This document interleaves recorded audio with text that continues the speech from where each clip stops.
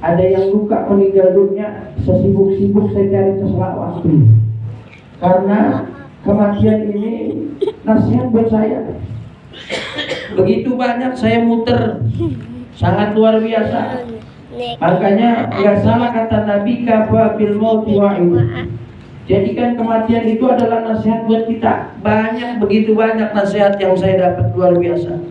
Ada orang ternama Ustadz Kiai Ajengan, sangat luar biasa. Namanya luar biasa, zikirnya luar biasa, sholatnya luar biasa. Asal saya jam 12 ke sono lagi sholat tahajud. Ketika meninggal dunia, satu ustadz pun gak ada yang mau datang. Ketika meninggal dunia sampai tahlil 7 hari, saya yang mimpin pembacaan tahlil sampai hari 7 harinya. Saya tanya ini kenapa? Saya nggak mau korek-korek tentang beliau, ya, karena dilarang sama Nabi kita Muhammad SAW. Ini pelajaran begitu banyak. Yang kedua, pelajaran lagi, ada seorang preman, bandar narkoba, baru keluar dari LP Narkotika Salemba, bertemu dengan saya kurang lebih 1 bulan. 1 bulan hadir di majelis Abatasa anak Badung tapi santri majelis saya. Meninggal dunia. Luar biasa. Dari tukang parkir, dari pengamen, dari ustadz, dari kiai, bahkan yang sholatin ada salah satu Habib yang sangat luar biasa. Saya tanya keluarganya lagi, ini siapa yang undang Habib? Jadi pengamen dong. Ya, ini siapa yang undang Habib? Ada temannya yang undang Habib. Terus Habib kenal sama almarhum, datang berbondong-bondong. Pelajaran luar biasa. Seorang preman yang sholatin ba'da sholat asar lebih daripada 5 saat, hampir 1 musola. Luar biasa saya bilang. Ya, makanya nggak salah saya ingat pesan guru saya almarhum al-maghfurlah Kiai Haji Murtani bin Haji Samit, murid langsung almarhum al-maghfurlah Abu Kiai Haji Ahmad Sayadi bin Haji Muhajir, tanah 80 Pondok Pesantren Aziyadah. Beliau dapat pesan dari Buya, kalau mau lihat orang mati jangan di masa hidupnya, kalau mau lihat orang baik jangan di masa hidupnya, entar matinya. Makanya Allah katakan di dalam Al-Quran, kaifa takfuruna billahi wa kuntum amwatan fa ahyakum. Bagaimana mungkin, kata Allah, engkau membangkang akan perintahku, engkau sombong di hadapanku, engkau merasa hebat di hadapanku, kata Allah Subhanahu wa ta'ala. Wa kuntum amwatan fa ahyakum. Sesungguhnya engkau dulunya engkau mati, enggak ada, kata Allah. Engkau dulunya enggak ada, fa ahyakum, kemudian aku hidupkan, kata Allah. Kita dulunya enggak ada, ini perjalanan hidup manusia. Ini Quran yang ngomong di mana? Makanya saya demen kalau hadir di majelis-majelis tahlil, bukan karena ngarah apanya, ya Allah, makanan udah sering ketemu nih. Ya selalu pagi makanan ketemu gak nih Pak? Ketemu nih begitu nih. Ya kopi, kacang kulit, ya Allah pisang. Ya alhamdulillah pisang kagak berhenti-berhenti tuh. Ya alhamdulillah pisang di rumah gak berhenti-berhenti. Dari pisang yang belum matang sampai pisang yang udah bonyok ada semuanya. Orang pada bawain. Pisang belum matang 2 minggu kita taruh di toko. Gak tahu mana ditutup, ini bertopok 2 minggu matang, luar biasa. Ya tapi bukan karena makanan, bukan karena apa-apa, tapi karena ini adalah kematian. Saya cuma berharap suatu saat saya meninggal dunia, kan pasti gak? Pasti ya? Pasti. Nyalonin RT belum tentu jadi, nyalonin RW belum tentu jadi. Ya kan model nggak ada, nyalonin RW ya sombong lagi, kalau jalan nggak napak. Kemana bang? Pancing gitu. Lah amat bang, pala lu gua pancing. Ada yang begitu. Ya Allah, mau jadi RW lagi. Ya Allah, semua nyalonin segala sesuatu. Tapi kalau calon mati, kita semua bakal calon mati. Saya, ya Allah, udah pasti dia mati. Kapanpun saya siap. Ya, kata guru saya, jangan pernah takut mati, jangan pernah berani mati. Sedang-sedang aja. Ntar malam dijemput saya siap. Kenapa? Umur kita cuma 7 hari. Ayo umur kita cuma 7 hari. Kata Allah yang sombong yang mana kita? Umur cuma 7 hari. Ya umur cuma 7 hari, umur cuma 5 waktu. Sedikit-dikitnya umur kita cuma 5 waktu. Nungguin ntar nih habis sisa, ya habis sisa gak ada yang mati. Ya belum masih ntar kali habis subuh gitu. Ya bang ya, habis subuh gak ada pengumuman juga. Ntar kali udah ntar kali udah Ya kan? Habis zuhur enggak juga, habis asar kali habis asar. Habis maghrib enggak juga. Tuh, kan habis subuh gua kata apa kemarin. Gitu tuh. Umur kita kalau enggak zuhur asar. Kalau enggak asar, kalau enggak maghrib, kalau enggak isya. Nah, udah dari itu doang. Makanya kapan 1 kali 24 jam. Gua masih mudaan. Entar aja kali gua jadi orang baik. Mati yang muda. Ya, engkongnya sakit 22 tahun. Cucunya yang ngurusin, cucunya yang mati. Engkongnya 77 tahun diurusin, udah sakit, ya kan? Udah segala sesuatunya di kursi roda.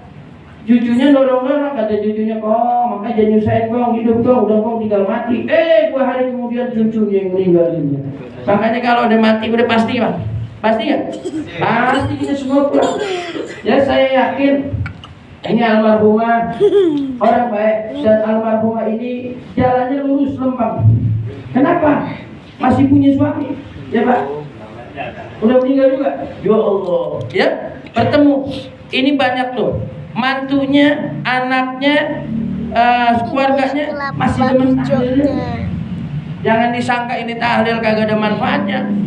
Kalau nggak ada manfaatnya mati dulu. Saya kasih duit 100.000 sama nomor WA saya. Kita tahlil bisa gitu. Kalau emang kagak masuk WA saya. Mohon maaf Pak Ustaz, nggak masuk. Nah, gitu. Saya kembaliin 1 juta. Gitu. Nah, jadi ini ada manfaatnya sangat luar biasa. Baca Yasin lebih dari 10 orang ini, ya.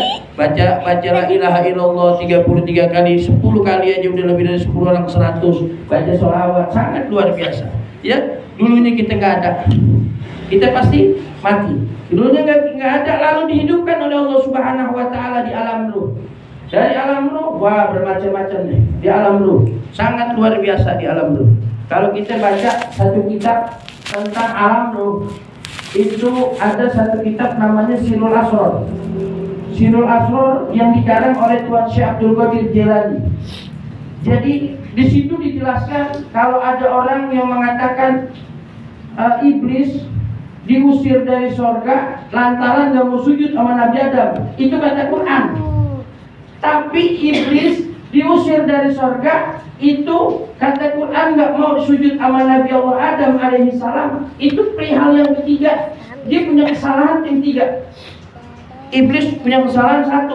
Kalau kata Tuan Syekh Abdul Qadir Al-Jailani, dijelaskan di dalam kitab Sirul Asrar bahwa iblis punya kesalahan 3. Yang 3 ini udah fatal.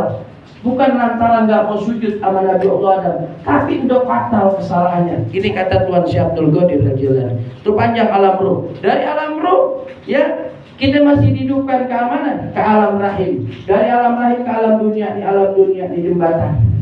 Ya, kita kalau lewatin jembatan, bawahnya kali, bawahnya sungai Are. Ya, yang ada di sono mana? Swiss. Ya, tenggelam kita mah nggak bakal ke sono dah, nggak kobakan kita. Jauh sungai Are. Ya Allah. Ini dunia kayak kita melewati lautan, Bang. Cuman lewat kalau kata guru saya Habib Abdul Qadir bin Hamid Maula Aidit, di bawahnya lautan, kita ngelewatin jembatan goyang yang pakai bambu. Goyang terus, ini dunia goyang terus dah. Masalah luar biasa, rumit. Nih kehidupan dunia ini kita masih dihidupkan oleh Allah Subhanahu wa Ta'ala. Tuh miring tuh, goyang tuh. Kita nggak kuat, nyemplung kita. Kalau nggak kuat, makanya kita harus punya 2 pegangan, kanan dan kiri, agar kita hidup selamat. Bagaimana? Ya, ati Allah wa ati Rasul, taat kepada Allah dan taat kepada Nabi Muhammad. Udah, itu pegangannya udah. Nggak ada lagi, udah pegangannya tuh. Ya, wah bahtera dunia sangat luar biasa. Gak punya duit, gak punya rokok, bingung gitu, ya kan? Anggur gara-gara corona, habis dibetak-betak bini. Biar kata Ustadz sama, nggak ada job juga Pak. Sama Pak, sama. Ngurusin orang mati, ya Allah. Alhamdulillah punya ambulan, biar kata begini-gini. Ada supir ambulan, alhamdulillah ada pemasukan walaupun kopi. Ya kalau enggak, waduh, ceramah kagak, ajar nggak boleh, TPA ditutup.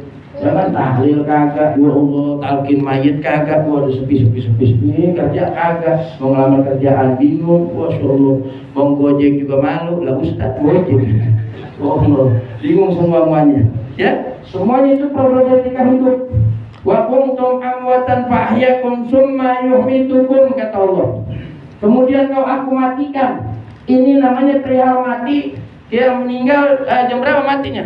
Ini almarhumah jam 4 sore meninggal dunia, waktunya mati. Ya, jam 4 sore dikuburin jam berapa? Jam 8 malam. Jam 8 malam, 4, 5, 6, 7, 8. Ya, kurang lebih 5 jam. Masa matinya daripada almarhumah cuma 5 jam. Jadi mati man sebentar. Summa yuhmitukum, kemudian kau aku matikan, kata Allah Subhanahu wa taala.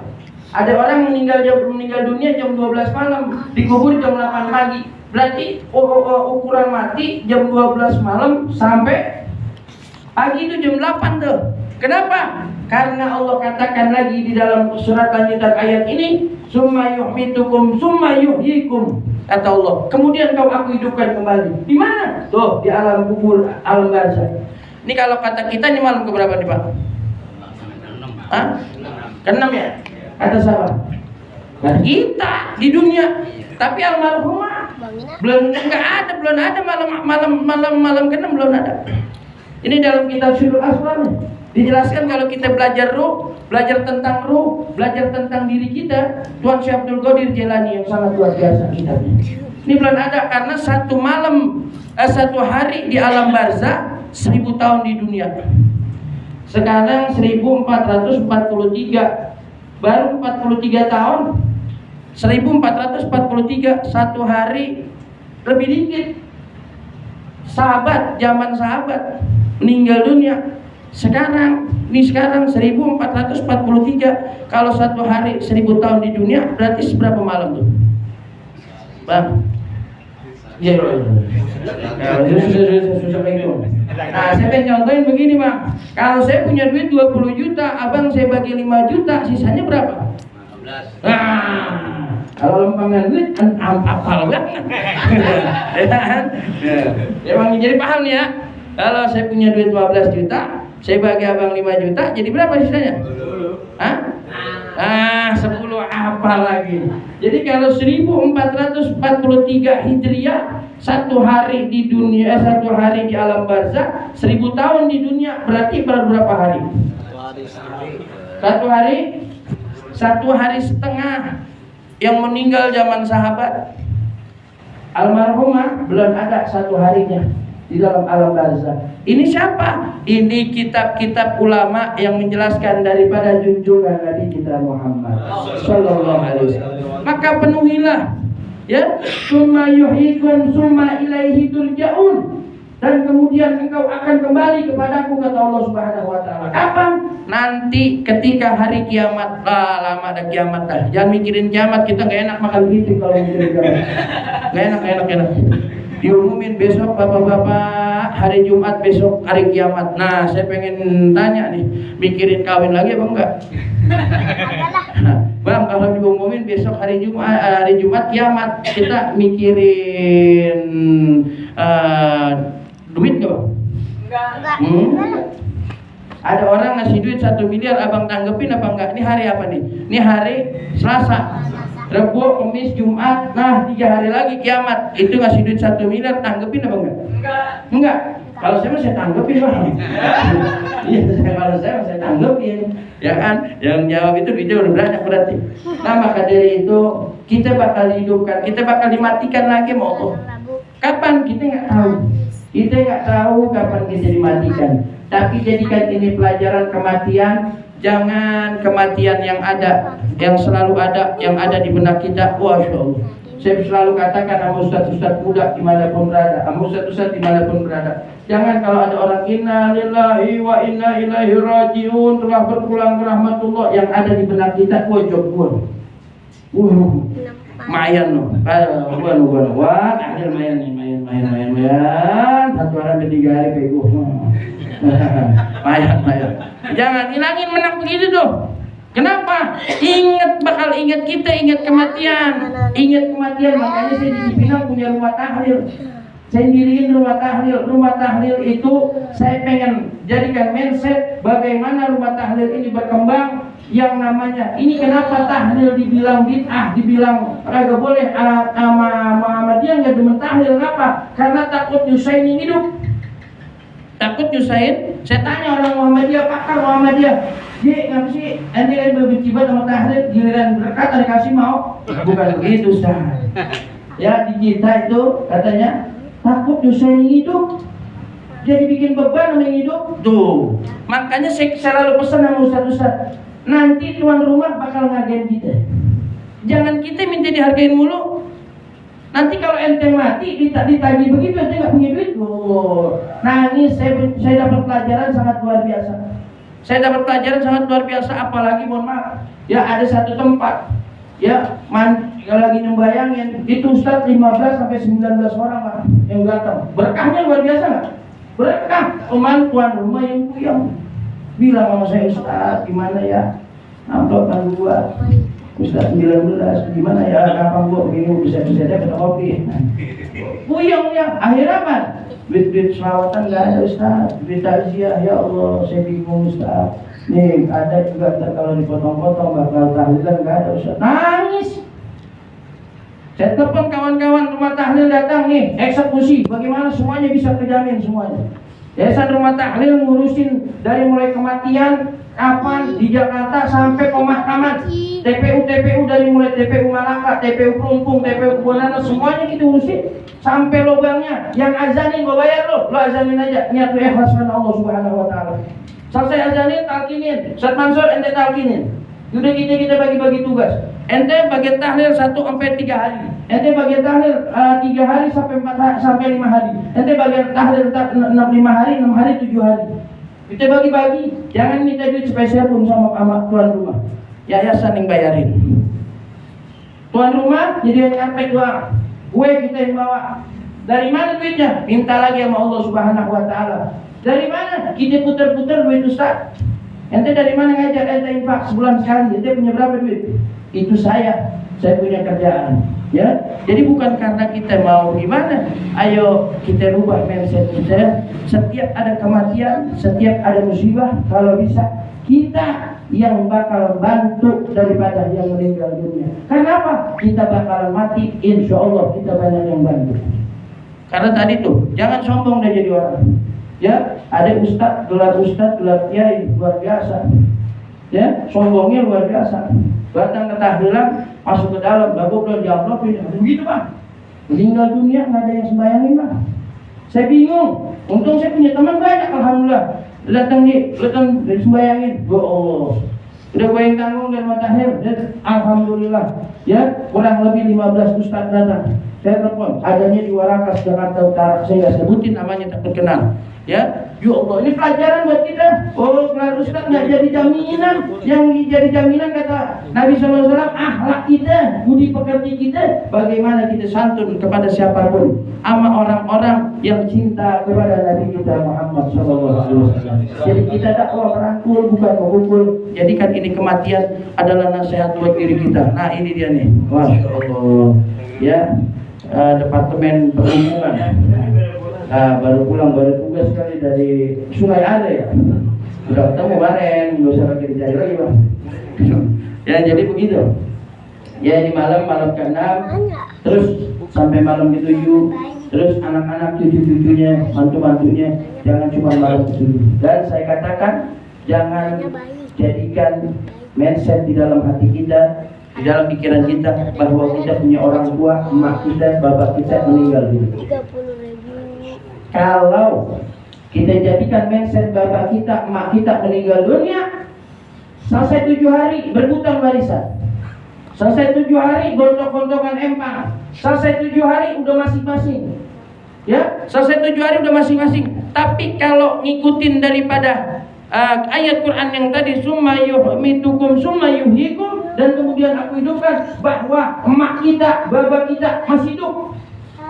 Ini ngikutin Quran. Jadi saya katakan sama saudara-saudara saya, jangan katakan kemarin saya punya orang tua, ayahanda saya meninggal dunia malam Jumat, udah hampir 2 minggu nih, udah hampir 15 hari. Ya, saya katakan sama saudara-saudara semua, jangan katakan bapak kita meninggal dunia. Masih ada. Gimana? Dia melihat kita, kita kagak melihat dia. Begitu doang enggak. Kita maksiat, dia di alam dunia, bapak kita dipertanggungjawabkan sama Allah Subhanahu Wa Taala. Lihat anak lu lagi pada berebutan warisan. No pintu lagi bopong-bopong no. Ya engselnya kagak. No, ya kan? Begitu. Ngapa? Gara-gara lo di dunia itu anak kagak ditanamin agama. Ada yang ngerti di agama, habis dirawat semua sama dia. Kadang dulu gua gedik, mati jadi gedik. Jangan. Kita nggak niat, kita datang ke kuburan, ya assalamualaikum. Kenapa assalamualaikum? Karena ada orangnya. Assalamualaikum gak ada orangnya, gitu. Ini kan jadi kita tahu, oh ternyata ada orang. Nah baba kita, emak kita jawab salam, waalaikumsalam dong, lu datang dah. Ditutup sama Allah. Kalau kagak ditutup, gua kabur kita, biar kata baba kita. Waalaikumsalam, lu lagi datang, pas lu mau curhat. Gua hibrid kita. Loncat gak kita? Lah loncat bang. Iya makanya dikasih ijazah sama Allah. Nih ini dibikin gudeg. Orang meninggal dunia tuh yang gak punya amal, lagi digotong gunung batang teriak. Lu pada mau dibawa kemana nih? Jangan dibawa ke masjid, jangan. Kenapa gua gak pernah ke masjid? Lu mau dibawa kemana itu? Gua mau jangan dikuburin dulu, gua belum sanggup alam kubur. Kita kagak denger. Coba kalau kita denger, kayak film Indosiar bang. Iya mayat dilempar belum gugur. Ya kan? Wah inilah namanya hijabnya Allah Subhanahu Wa Taala. Ayo jangan jadikan dan jangan katakan kita punya orang tua, kita punya ibu, kita punya mertua, kita punya saudara meninggal dunia. Jangan.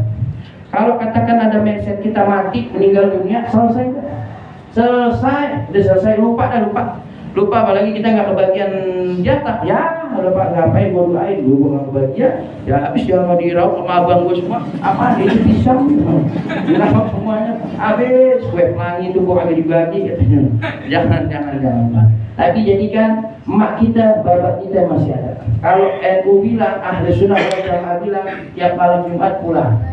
Ya, saya cari dalilnya ternyata di dalam kitab Kiai A'ang Nun Cianjur, namanya kitab Tanqihul Arwah.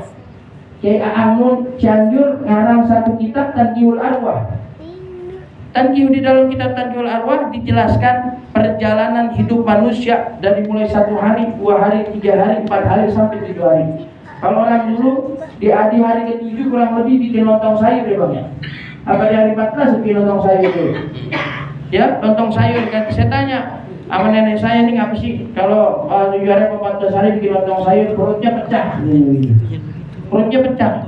Nah ini saya cari, ini dalil orang dulu bener apa kagak masuk ke dalam kitab? Ternyata masuk dalam kitab Kiai A'ang Nun Cianjur, di dalam kitab Tanqihul Arwah. Perjalanan 1 hari, perjalanan 2 malam, 3 malam, 4 malam, sampai dia bagaimana proses. Dan saya buktikan lagi. Ya saya ngurusin keluarga kematian, tukang gali sering laporan. Saya kalau lagi ada gali jam 9, itu bang kira-kira sampai lubang lada berapa lama? Ya saya setengah 10, setengah 11 dah, jam 10, setengah 11 datang lagi, jam 10 saya tongkrongin. Saya pengen lihat tuh. Kalau di Jakarta pak, makam jarang yang dapat tanah baru, pasti numpuk tuh. Saya sering nyaksikan tumpukan itu ada yang hilang tanahnya, kayak kapalnya betulang-tulang. Ada yang tumpukannya itu saya nyaksiin bahwa ada kehidupan di alam barzah itu, palanya kagak ada. Kata tukang gali nih Ustaz, contoh nih. Apa nih contoh? Ini saya jejerin nih, ya, dijejerin sama dia tuh, kain kapalnya kang gali berani-berani, dijejerin, ini palanya nggak ada. Kalau kita pikir pakai logika, nih tangannya utuh, kakinya utuh, tulang-tulangnya masih utuh. Ngapa tulang pala nggak ada? Waduh, saya bilang palanya lagi nyari nasi padang kali. Ada yang palanya doang, kerangka tangannya, kerangka kakinya nggak ada, Pak. Itu macam-macam tuh.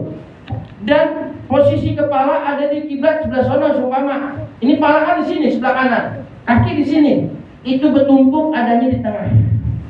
Itu setiap gali lubang lada, kalau ada tukang gali itu numpuk bang, dia ada di tengah. Saya sering nyaksikan itu. Saya sering nyaksikan, ya Allah, ternyata ada kehidupan. Ada kehidupan di situ.